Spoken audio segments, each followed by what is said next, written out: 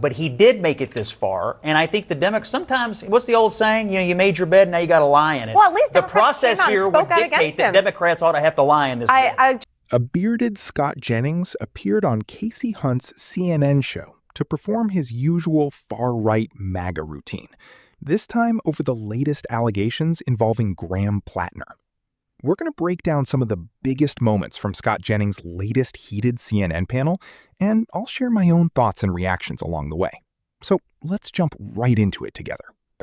Sabrina, there's been a lot of conversation around, yes, Plattner is seen as somebody who, Maine voters were defending him, right? And this is why he, Janet Mills, who was the pick of establishment Democrats like Chuck Schumer, couldn't raise enough money, had to drop out of the race. But it is worth noting that Plattner was recruited by and assisted by an apparatus of progressive operatives and, financing and things, and that Bernie Sanders, Elizabeth Warren, Ro Khanna were some of his earliest backers here. What does this mess say about where the Democratic Party's headed? Well, I think there's two things. One, yes, he had support from Democrats within the party, but many Democrats were divided on Graham Plattner, and many Democrats, including myself, at the very beginning, had questions about that, tattoo that he had. That was a huge flag for many people within the party. I think the second thing, Jake Auchincloss came on the show and said nobody should support him because of the tattoo. That was, and not even setting this stuff aside. And frankly, he was raked over the coals by Democrats in Washington for it. Yeah, Maine Democratic primary voters weren't so divided, though. Right, they were not. But I will say the other thing that I think David pointed out, which is right, is that every minute that goes by, every hour that goes by, we're still talking about this. We're not talking about the potential successor or who's going to be the nominee for the Democrats, and that is a problem because he is wasting our time. He is wasting Democrats' time right now. We do need to coalesce. Mainers need to coalesce around the Democratic nominee because I think Mainers are upset and unhappy with Senator Susan Collins, and they do have the opportunity, but that person is going to have a very short amount of time and a very short runway to make their name known, to make their case known, and to appeal to the people of why they should vote for them. Scott Jennings, I think there's a bigger conversation to be had here about what is and isn't acceptable from our public servants. And then there's the brass tacks question of what Democrats are going to do in terms of picking a moderator or progressive to run against Collins and who's got a better shot in November. Yeah, on that front, I'm amazed at just how breezily Democrats are out there publicly discussing subverting the will of the people of Maine. Graham Plattner overwhelmingly won a primary. 98% of what we know about Graham Plattner, we already knew. The voters knew, the Democrats knew, the activists knew, the donors knew, everybody knew. There's a reason why they voted for him. Summer of 24 right now. They voted for him anyway. Graham Plattner hasn't dropped out of this race But yet. if Graham Plattner does drop out, you have all these Democrats, and even some of the, I guess we'll have to get somebody else. You had a vote. This is a democracy. The Democrats voted. And now the party of democracy is apparently going to subvert the will of the people. What you're hearing from Scott, though, what you're hearing from Scott, though, is that obviously the Republicans at this point would love to run against Graham Plattner. This would be a gift. That would be a gift for them. And to Dave's point, every hour that goes by. Look, Lulu, it's not a gift that someone like this was allowed to make it this far in this process, but he did make it this far, and I think the Democrats sometimes, what's the old saying? You made your bed, now you got to lie in it. Well, at least the process here would dictate that Democrats ought to have to lie in this. The only other thing that I will say about this and what's going to happen next is, at this point, I think there is, and you can see by the reaction, something that is exponentially larger when you have a woman coming publicly and accusing someone. I think that is exponentially a much, much more serious and bigger deal. There will be arguments forever as to how Graham Plattner got here and why he got here. But I don't want to diminish the importance of what his accuser said. Especially because, she did it on camera with her own face. Exactly. And that is something that will follow her around for the rest of her life. A couple of things stand out here. First, Kasie Hunt points out that there's a much bigger conversation to have about the behavior of political candidates.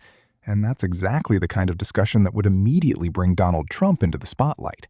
The very same Donald Trump that Scott Jennings defends day after day on CNN. Trump has faced countless allegations over the years, and he still owes millions of dollars to a woman after losing a civil case. Money that, as far as we know, he still hasn't paid, despite the Supreme Court letting that judgment stand.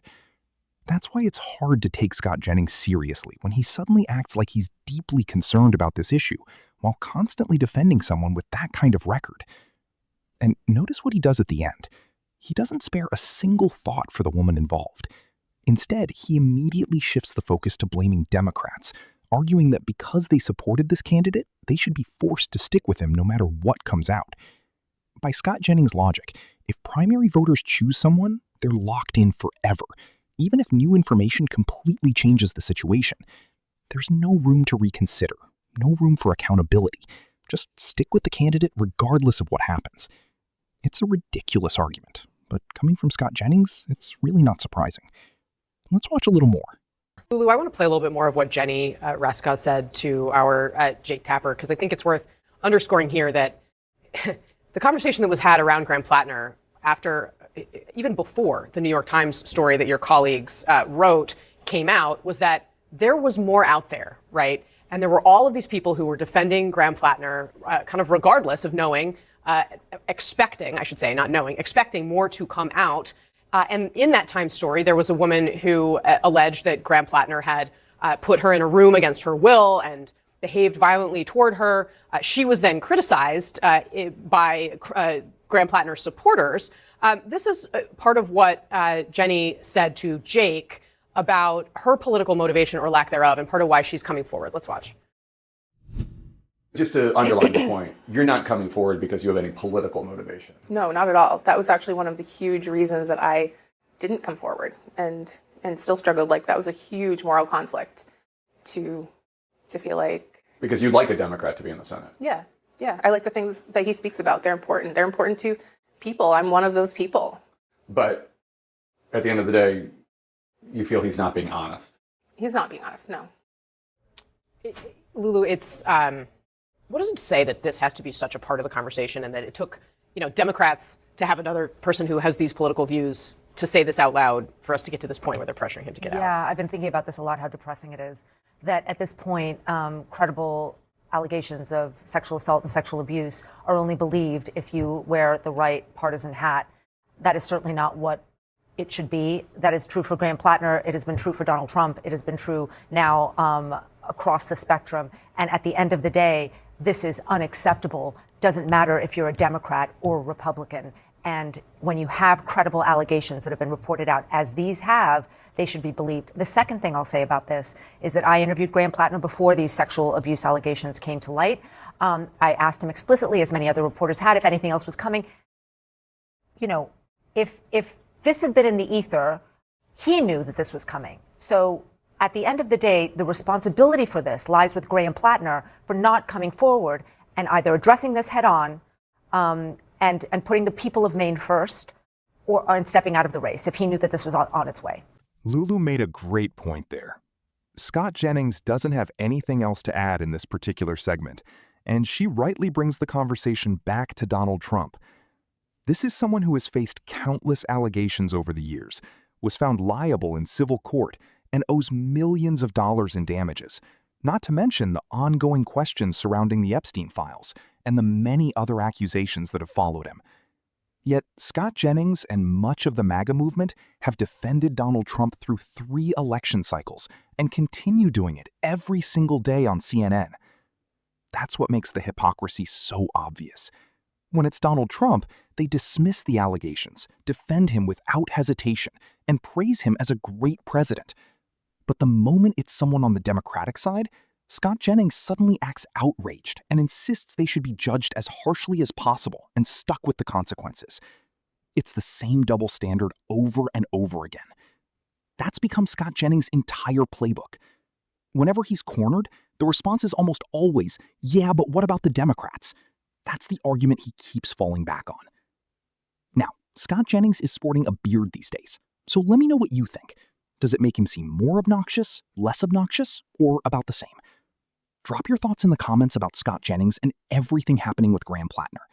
Thanks for watching, and I'll see you in the next one.